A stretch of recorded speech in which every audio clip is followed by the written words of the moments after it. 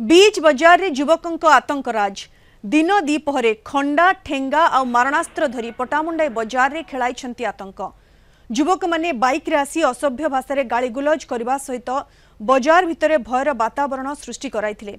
अभियोग पर सीसीटीवी आधार रे दुर्बृत्तों को धरिबा पई पुलिस उद्यम करथिला हेले विफल होइथिला। युवकों एभली आतंकराज को नहीं स्थानीय अंचल रे भयर वातावरण सृष्टि होइछि। देखो पटामुंडी बजार गोटे बिजनेस पॉइंट ओडिशार सब एक नंबर मार्केट कहले पटामुंडी मार्केट कहे से मार्केट रे किसी अजना व्यक्ति खंडा तरुआल धरिकी बजार भितर बुलवा यहाँ गोटे अशोभनीय कथा। तापर जो वीडियो भाइराल है पुलिस प्रशासन चुप हो बस प्रोविजन ऑफ लॉ अनुसार पुलिस जेको भाइराल वीडियो पाइले से तरफ मकदमा रुजु कर इनक्वारी करने कथा। बर्तमान सुधा पुलिस चुप बस पटामुंडी बजार एवं गोटे विराट फंक्शन हो यज्ञ कहुए कि खंडा धरी बुलिया द्वारा यज्ञ मत लोक आसुना लोक आतंकित अवस्था अच्छा चारिआडे पटामुंडी बजार खाँ खाँ भाया लगुच भयभीत अवस्था लोक मैंने यातायात करूना।